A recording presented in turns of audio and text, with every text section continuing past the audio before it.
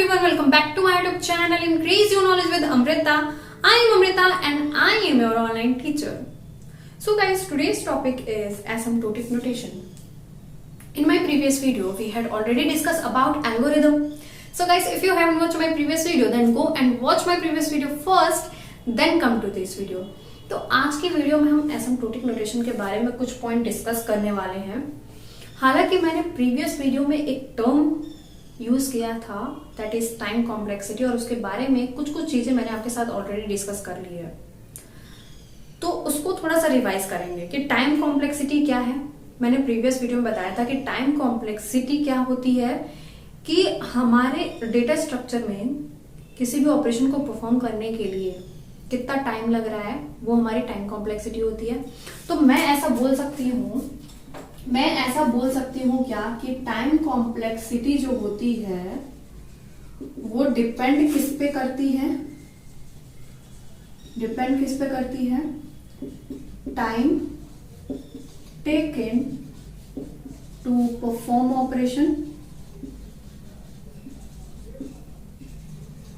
ऐसा बोल सकती हूं मैं कि जो हमारी टाइम कॉम्प्लेक्सिटी है वो डिपेंड करेगी time taken to perform operations पे। मैंने एक और टर्म यूज किया था कि what is ideal data structure. तो आपका जवाब ये होना चाहिए कि आइडियल डेटा स्ट्रक्चर वो डेटा स्ट्रक्चर है जो ऑपरेशन परफॉर्म करने में less time and less memory space लेता है। तो ऐसे डेटा स्ट्रक्चर को हम आइडियल डेटा स्ट्रक्चर बोलते हैं, राइट। अगर हमको ये फाइंड करना है तो हम यहाँ पे मैक्सिमम टाइम मेमोरी कॉम्प्लेक्सिटी को नेग्लेक्ट करके हम टाइम कॉम्प्लेक्सिटी पे डिपेंड करते हैं। टाइम कॉम्प्लेक्सिटी अगर हमने फाइंड कर लिया तो हम ये बता सकते हैं कौन सा डेटा स्ट्रक्चर आपका आइडियल डेटा स्ट्रक्चर है। प्रीवियस वीडियो में मैंने विद एग्जांपल एरे और लिंक लिस्ट में कंपैरिजन करके बताया था। सिमिलरली यहाँ पर मैंने वहां के कुछ टर्म ले लिए कि टाइम कॉम्प्लेक्सिटी जो होती है वो डिपेंड करती है time taken to perform operation पे। अब मैं यहाँ पे ये कह दूं कि जो time taken to perform operation है वो डिपेंड करता है साइज ऑफ इनपुट पे। मेरी बात मानोगे क्या? किस पे डिपेंड करता है? साइज ऑफ इनपुट पे। मेरी बात मानोगे क्या? बोलो। तो कुछ लोग बोलेंगे हाँ हवे में, कुछ लोग बोलेंगे नहीं। तो देखो, मैंने ये बोल दिया कि ये डिपेंड करता है साइज ऑफ इनपुट पे, लेकिन मेरे को इसको प्रूफ करना पड़ेगा। कैसे प्रूफ करूंगी? मैंने एरे का एग्जांपल ले लिया। यहाँ पर 5, 4, 3 और एक स्पेस यहाँ पे एम्प्टी है, और यहाँ पे आपको एक और डेटा है जो इसको आप 6 ले लो, ठीक है।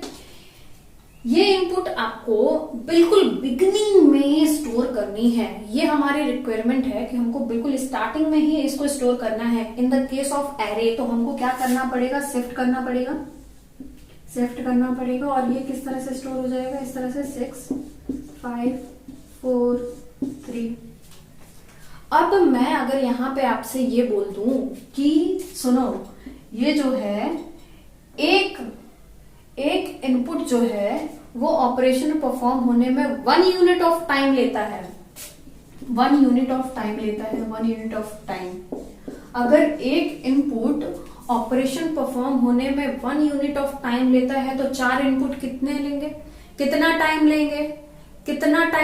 4 यूनिट ऑफ टाइम। सब बोलोगे yes, 4 unit of time, correct.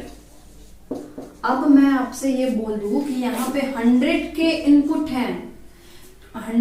Input हैं, तो अगर मैंने आपसे ये बोल दिया कि 100 के इनपुट जो है वो कितना टाइम लेंगे ऑपरेशन परफॉर्म होने में, तो आप बोलोगे कि 100 के यूनिट ऑफ टाइम। तो यहां से आपको कंक्लूजन क्या मिल रहा है कि जो आपका यूनिट ऑफ टाइम है, जो आप टाइम निकाल रहे हो ऑपरेशन परफॉर्म होने में, वो किस पे डिपेंड कर रहा है? साइज पर। इनपुट साइज पे डिपेंड कर रहा है या नहीं कर रहा है? डायरेक्टली डिपेंड कर रहा है या नहीं कर रहा है? कर रहा है।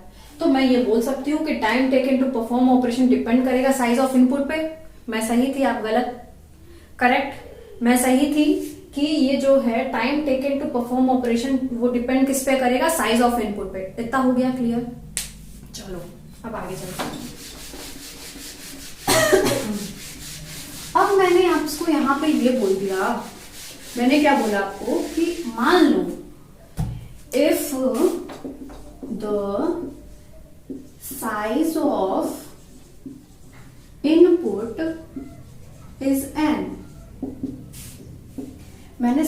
ऑफ इनपुट क्या किया, 1 ले लिया, साइज ऑफ इनपुट कितना लिया, n ले लिया।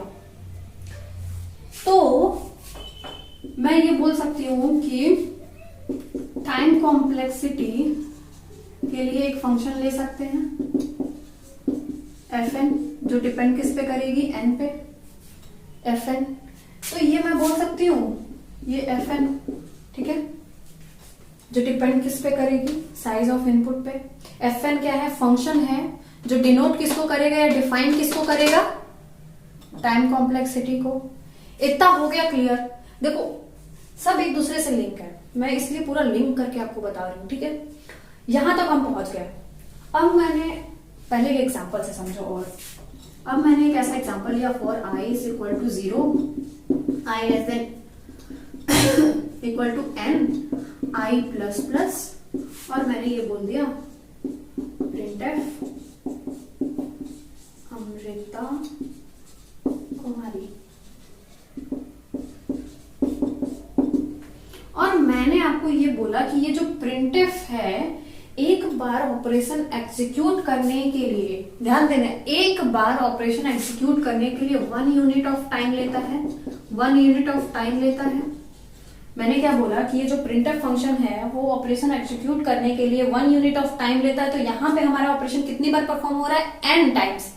तो n टाइम ऑपरेशन परफॉर्म करने के लिए n यूनिट ऑफ टाइम लेगा, n यूनिट ऑफ टाइम लेगा कि नहीं लेगा, बता दो। बिल्कुल लेगा, n यूनिट ऑफ टाइम लेगा n बार ऑपरेशन परफॉर्म होने के लिए। तो क्या मैं यहाँ पे ये बोल सकती हूँ कि जो आपका fn है वो इसको भी डिफाइन कर रहा है कि कितनी बार आपका ऑपरेशन एग्जीक्यूट हो रहा है for the value of n। इतनी बातें हो गई क्लियर। तो क्या मैं यहाँ पे ये बोल सकती हूँ fn is equal to n in this case, बोल सकती हूँ कि नहीं? जो आपकी टाइम कॉम्प्लेक्सिटी होगी वो n होगी। क्यों?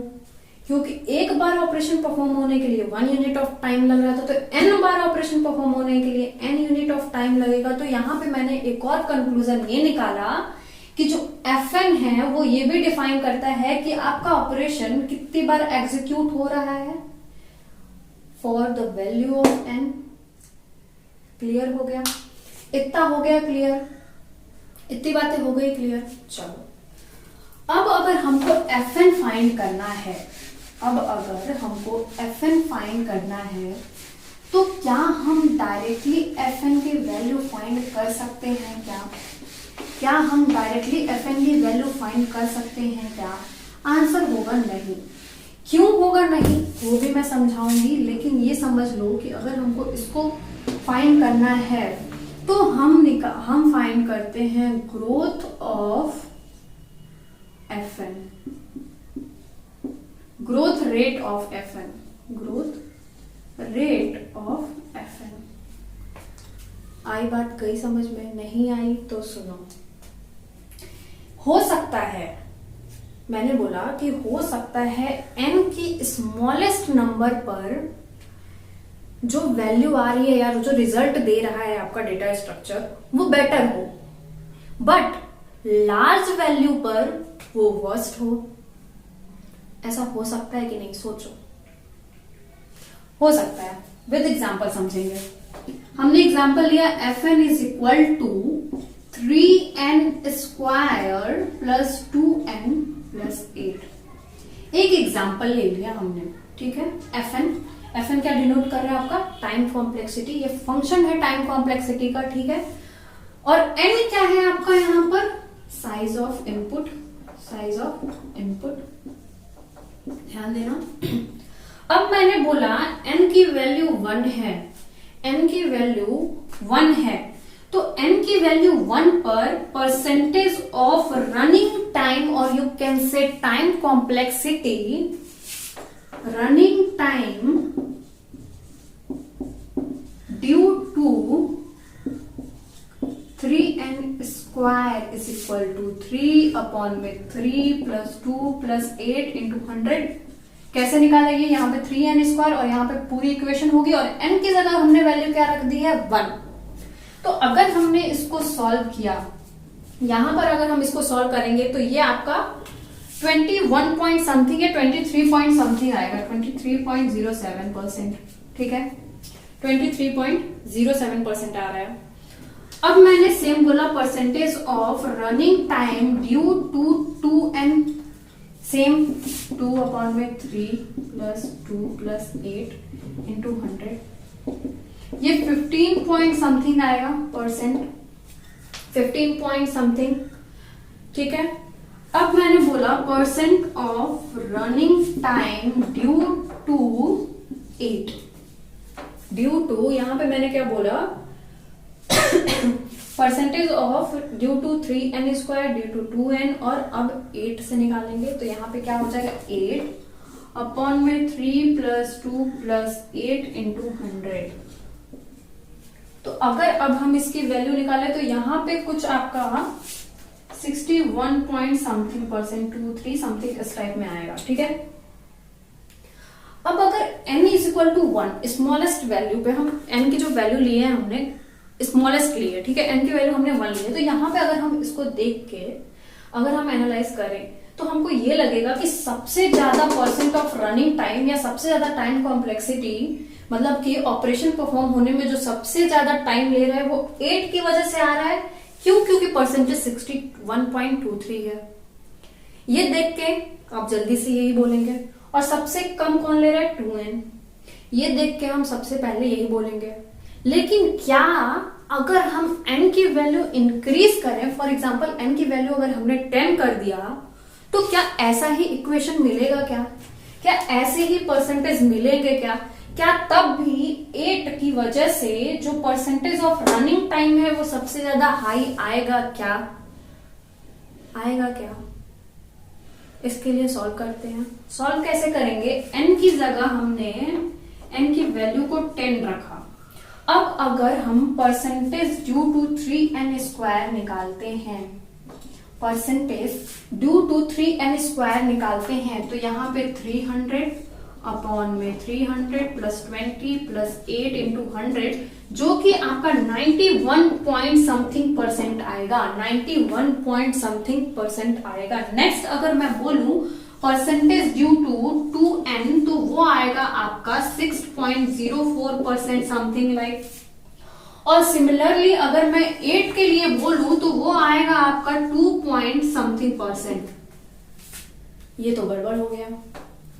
यही चीज मैंने बोला था कि हो सकता है कि n की लीस्ट वैल्यू पे, n की सबसे मिनिमम वैल्यू या फिर कम वैल्यू पे ये आपको better result they, but same high value पे वैसा रिजल्ट ना दे।